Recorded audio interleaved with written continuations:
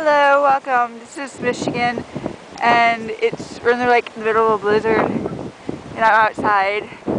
This is actually behind my house. Yeah, we have no school today.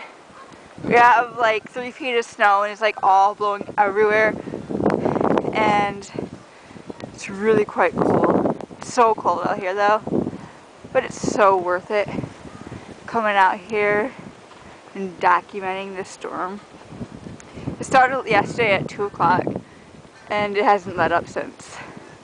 Yesterday, when it started, we had absolutely no snow. Yeah, we had 3 feet. And no school. It's really fun.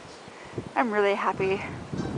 So, I hope you enjoyed this little video. I can probably get more later. It's so cool out here. The wind, if you're wondering, is sometimes up to like 40 miles per hour, so it's pretty wicked. So yeah, hope you liked it. Bye.